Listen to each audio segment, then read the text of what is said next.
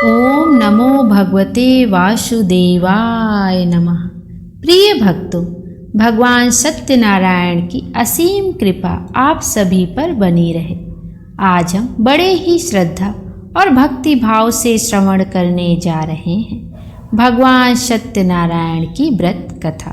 शास्त्रों में वर्णित है कि जो भी भक्त सच्चे मन और पूरी श्रद्धा के साथ इस कथा का श्रवण या पाठ करता है, भगवान उसकी सभी मनोकामनाएं पूर्ण करते हैं और उसके जीवन में सुख, शांति और समृद्धि का वास होता है।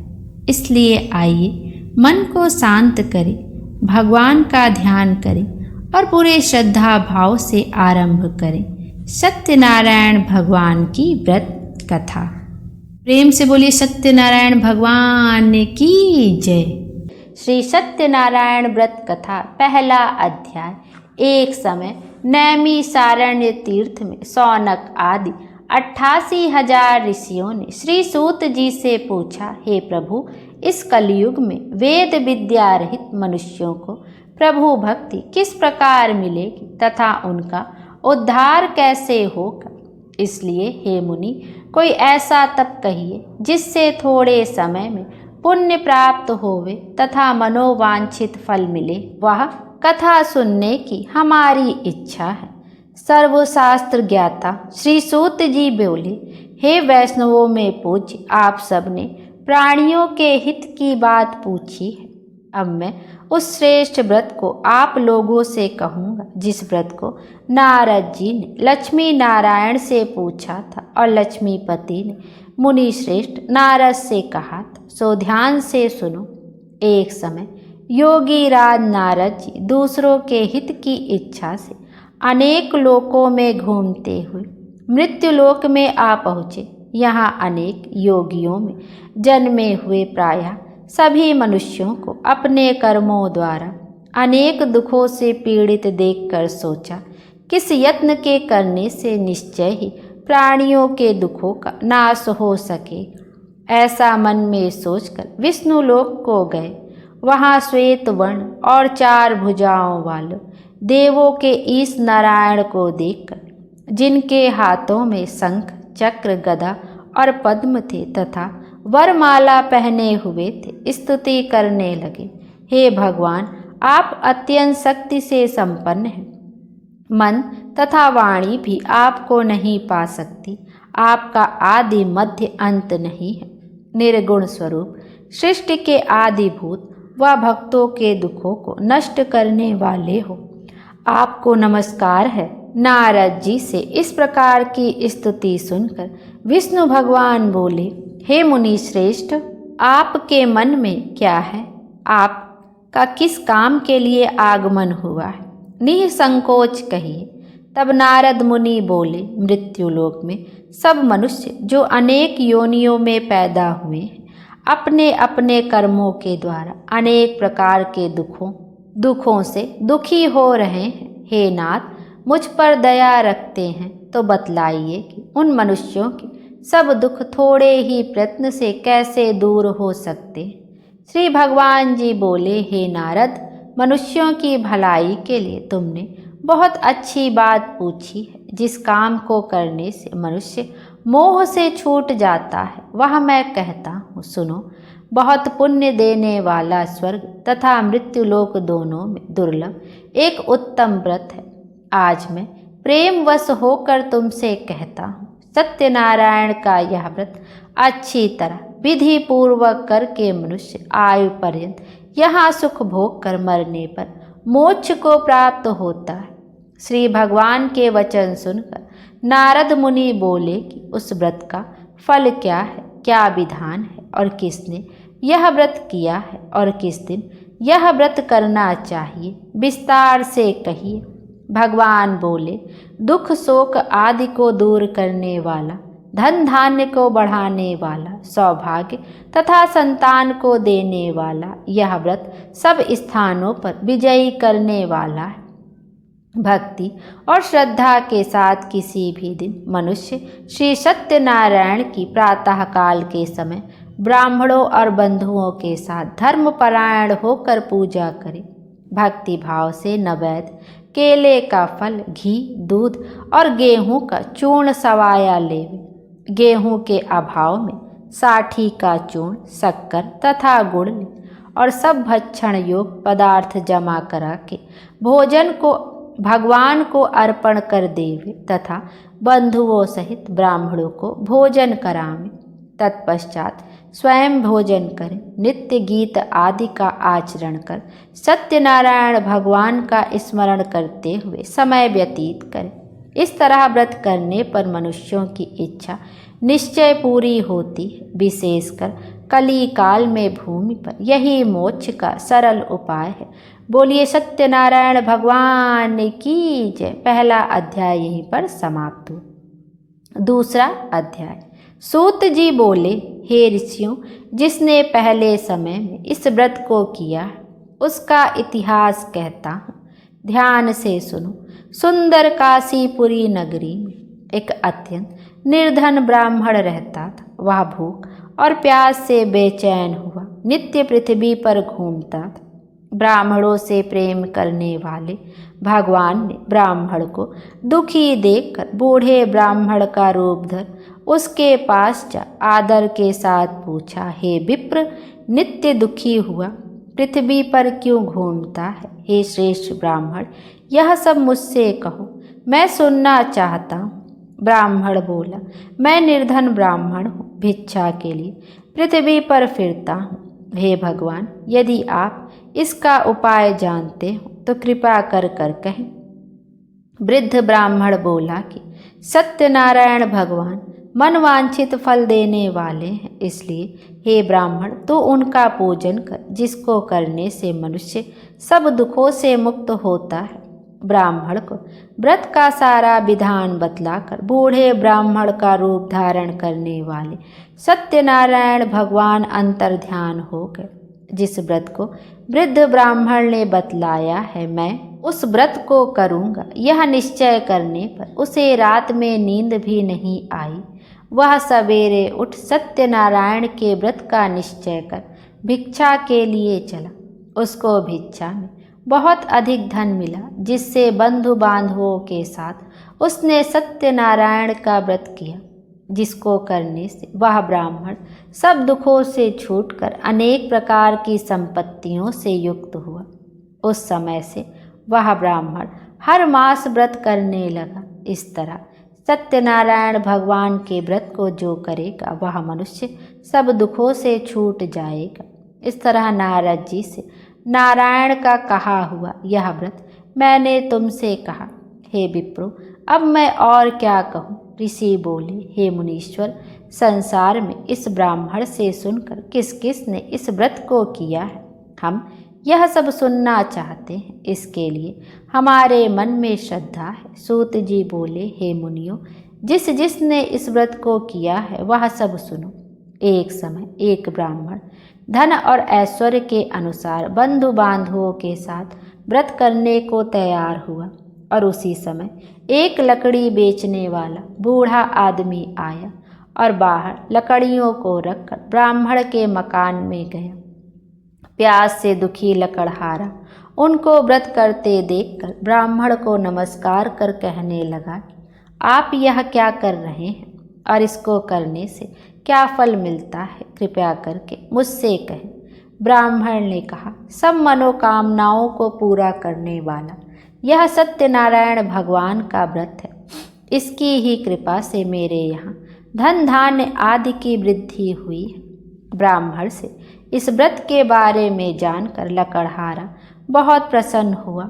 चरणामृत ले और प्रसाद खाने के बाद अपने घर को गया।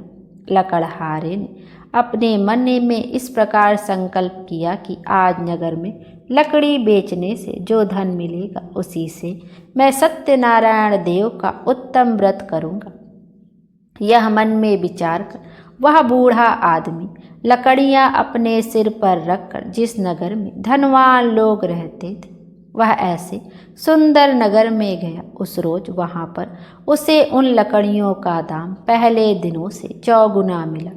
तब वह बूढ़ा लकड़हारा दाम ले और अति प्रसन्न होकर पक्के केले की पुली, शक्कर, घी, दूध, दही और गेहूं का आटा इत्यादि सत्यनारायण भगवान के व्रत की कुल सामग्रियों को लेकर अपने घर गया। फिर उसने अपने भाइयों को बुलाकर विधि के साथ भगवान जी का पूजन और व्रत किया। उस व्रत के प्रभाव से वह बूढ़ा लकड़हारा धन पुत्र आदि से युक्त हुआ और संसार के समस्त सुख भोग कर बैकुंठ को चला गया। बोलिए सत्यनारायण भगवान की जय। दूसरा अध्याय यहीं पर समाप्त हुआ। अब तीसरा अध्याय। सूत जी बोले, हे श्रेष्ठ मुनियों, अब आगे की कथा कहता हूँ, सुनो। पहले समय में उल्का मुख नाम का एक बुद्धिमान राजा था। वह सत्यवक्ता और जितेंद्रिय था। प्रतिदिन देव स्थानों पर जाता तथा गरीबों को धन देकर उनके कष्ट दूर करता था। उसकी पत्नी कमल के समान मुख वाली और सती साध्वी थी। भद्रशिला नदी के तट पर उन दोनों ने श्री सत्यनारायण का व्रत किया। उस समय में वहाँ एक साधु वैश्य आया। उसके पास व्यापार के लिए बहुत सा धन था। वह नाव को किनारे पर ठहराकर राजा के पास आ गया और राजा को व्रत करते हुए देखकर विनय के साथ पूछने लगा।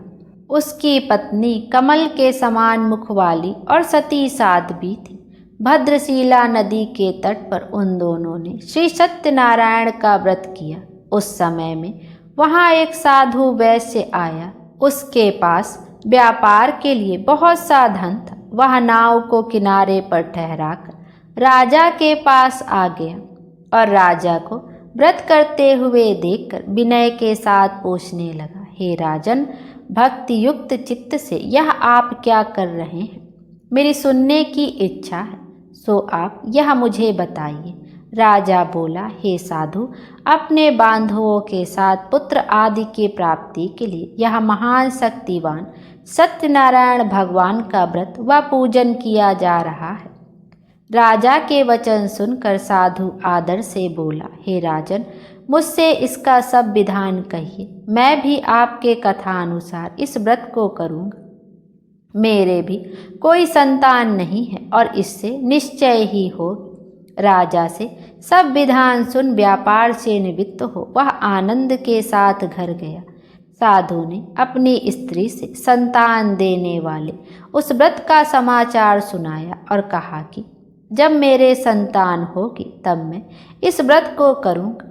साधु ने ऐसे वचन अपनी स्त्री लीलावती से कहे। एक दिन उसकी स्त्री लीलावती पति के साथ आनंदित हो सांसारिक धर्म में प्रवृत्त होकर सत्यनारायण भगवान की कृपा से गर्भवती हो गई और 10वें महीने में उसके एक सुंदर कन्या का जन्म हुआ। दिनों दिन वह इस तरह बढ़ने लगी जैसे शुक्ल पक्ष का चंद्रमा बढ़ता है। कन्या का नाम कलावती रखा गया। तब लीलावती ने मीठे शब्दों में अपने पति से कहा कि जो आपने संकल्प किया था कि भगवान का व्रत करूँगा, अब आप उसे करिए। साधु बोला, हे प्रिय, इसके विवाह पर करूँगा। इस प्रकार अपनी पत्नी को आश्वासन दे वह नगर को गया। कलावती पितृगृह में वृद्धि को प्राप्त हो गई। साधु ने जब नगर में सखियों के साथ अपनी पुत्री को देखा तो तुरंत दूत बुलाकर कहा कि पुत्री के वास्ते कोई सुयोग्य वर देख कर लाओ। साधु की आज्ञा पाकर दूत कंचन नगर पहुंचा और वहां पर बड़ी खोज कर देखभाल कर लड़की के लिए सुयोग्य वणिक पुत्र को ले आया। उस सुयोग्य लड़के को देखकर साधु ने अपने बांधुओं सहित प्रसन्नचित्त अपनी पुत्री का विवाह उसके साथ कर दिया। किंतु दुर्भाग्य से विवाह के समय भी उस व्रत को करना भूल गया। तब श्री भगवान क्रोधित हो गए और श्राप दिया कि तुम्हें दारुण दुख प्राप्त होगा। अपने कार्य में कुशल साधु बनिया जमाता सहित समुद्र के समीप स्थित रतनपुर नगर में गया। वहाँ दोनों ससुर जमाई चंद्रकेतु राजा के उस नगर में व्यापार करने लगे। एक रोज भगवान सत्यनारायण की माया से प्रेरित कोई चोर राजा का धन चुरा कर भागा जा रहा था। किंतु राजा के दूतों को आता देखकर चोर ने घबरा कर भागते हुए राजा के धन को वहीं चुपचाप रख दिया जहाँ वो ससुर जमाई ठहरे हुए थे। जब दूतों ने उस साधु वैश्य के पास राजा के धन को रखा देखा तो वे दोनों को बांध कर ले गए और प्रसन्नता से दौड़ते हुए राजा के समीप जाकर बोले, यह दो चोर हम पकड़ कर लाए हैं, कृपया आज्ञा दें। तब राजा की आज्ञा से उनको कठोर कारावास में डाल दिया और उनका सब धन छीन लिया। सत्यनारायण भगवान के श्राप द्वारा उनकी पत्नी भी घर पर बहुत दुखी हुई और घर पर जो धन रखा था चोर चुरा कर ले गए। शारीरिक व मानसिक पीड़ा तथा भूख प्यास से अति दुखित हो अन्न की चिंता में कलावती एक ब्राह्मण के घर गई। वहाँ उसने सत्यनारायण भगवान का व्रत होते देखा, फिर कथा सुनी तथा प्रसाद ग्रहण कर रात को घर आई। माता ने कलावती से कहा, हे पुत्री, अब तक कहाँ रही व तेरे मन में क्या है? कलावती बोली, हे माता, एक ब्राह्मण के घर श्री सत्यनारायण भगवान का व्रत देखा है। कन्या के वचन सुनकर लीलावती भगवान के पूजन की तैयारी करने लगी। लीलावती ने परिवार व बंधुओं सहित श्री सत्यनारायण भगवान का पूजन किया और वर मांगा कि मेरे पति और दामाद शीघ्र आ जाएं। साथ ही प्रार्थना की कि हम सबका अपराध क्षमा करें।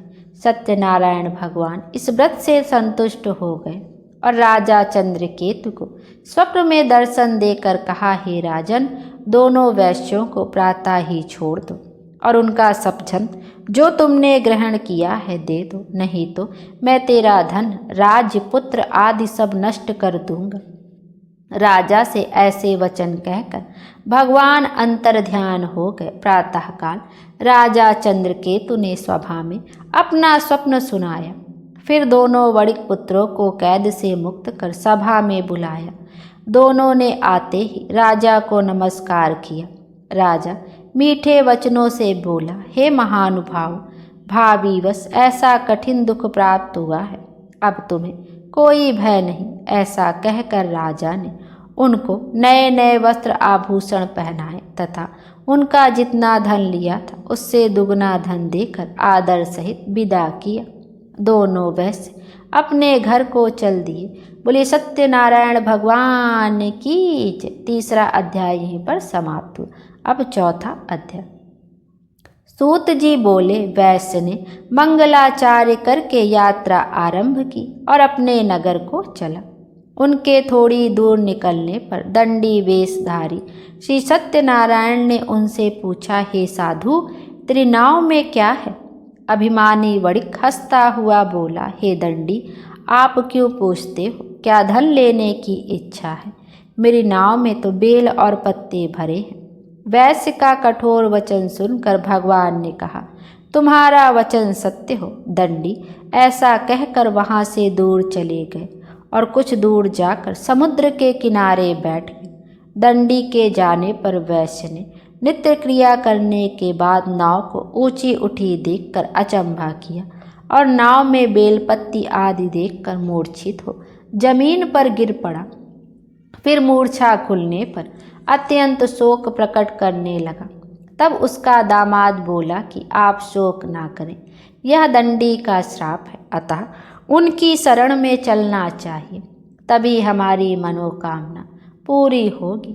दामाद के वचन सुनकर साधु वणिक दंडी के पास पहुंचा और अत्यंत भक्ति भाव से नमस्कार करके बोला, हे भगवान, आपकी माया से मोहित ब्रह्मा आदि भी आपके रूप को नहीं जानते, तब मैं अज्ञानी कैसे जान सकता हूँ? आप प्रसन्न होइए, मैं सामर्थ्य के अनुसार आपकी पूजा करूँगा। मेरी रक्षा करें और पहले के समान मेरी नौका में धन भर दे।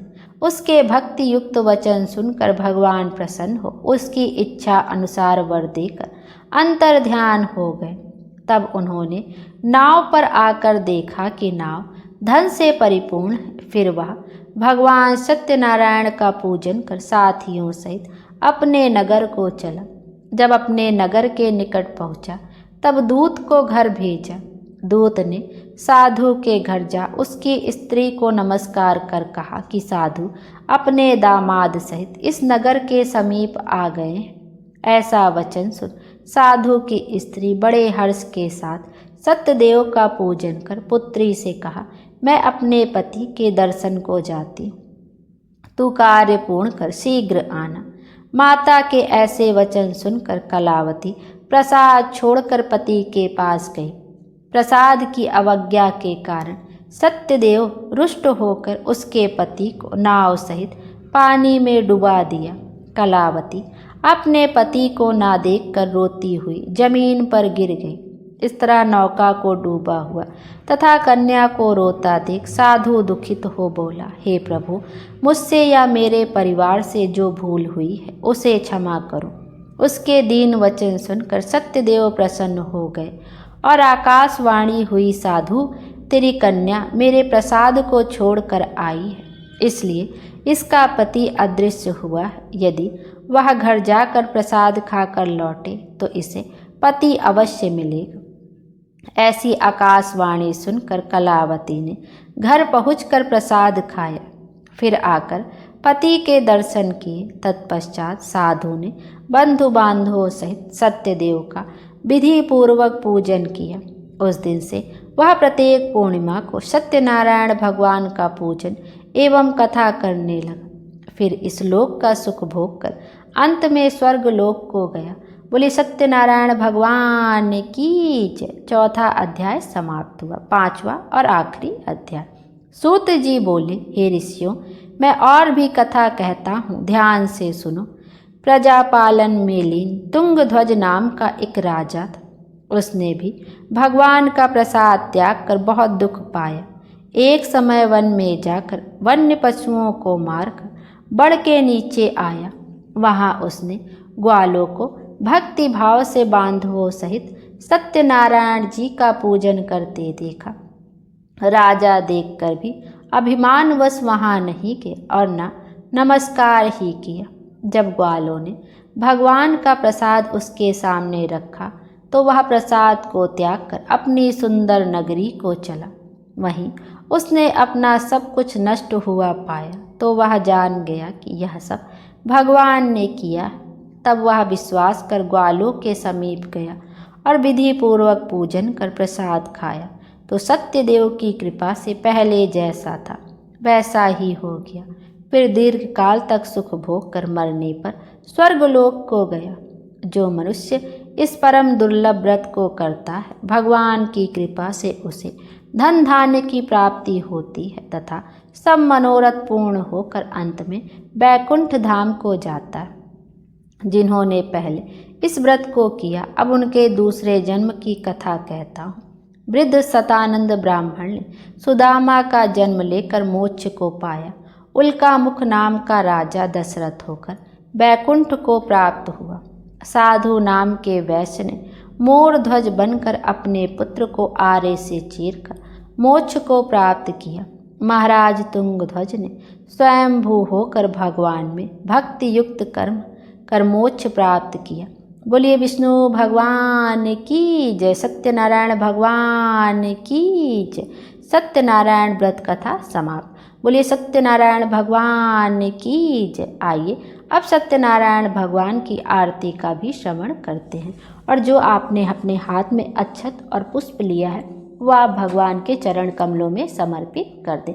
उसके बाद आप घी से आरती कर सकते हैं या कपूर से भी आरती कर सकते हैं। जय लक्ष्मी रमणा स्वामी, जय लक्ष्मी रमणा, सत्यनारायण स्वामी जन पातक हरणा। जय लक्ष्मी रमणा, रत्न जड़ित सिंहासन अद्भुत छवि राजे, नारद करत निराजन घंटा ध्वनि बाजे। जय लक्ष्मी रमणा, प्रगट भये कलि कारण, द्विज को दर्श दियो, बूढ़ो ब्राह्मण बनकर कंचन महल कियो। जय लक्ष्मी रमणा। दुर्बल भील कठारो इन पर कृपा करी, चंद्रचूड़ एक राजा जिनकी विपत हरी। ओम जय लक्ष्मी रमणा। वैश्य मनोरथ पायो श्रद्धा तज दीनी, सो फल भोग्यो प्रभु जी फिर स्तुति कीनी। जय लक्ष्मी रमणा। भाव भक्ति के कारण छिन छिन रूप धर्यो, श्रद्धा धारण कीनी तिनको काज सरो। जय लक्ष्मी रमणा। ग्वाल बाल संग राजा वन में भक्ति करी, मन वांछित फल दीनो दीन दयाल हरि। ओम जय लक्ष्मी रमणा। चढ़त प्रसाद सवाया कदली फल मेवा, धूप दीप तुलसी से राजी सत्यदेवा। जय लक्ष्मी रमणा। श्री सत्यनारायण जी की आरती जो कोई नर गावे, कहत शिवानंद स्वामी मन वांछित फल पावे। जय लक्ष्मी रमणा। स्वामी जय लक्ष्मी रमणा। बोले सत्यनारायण भगवान की जय। नारायण भगवान हम सब की मनोकामना पूर्ण करें और हमारे जीवन को खुशियों से भर दे। Thank you.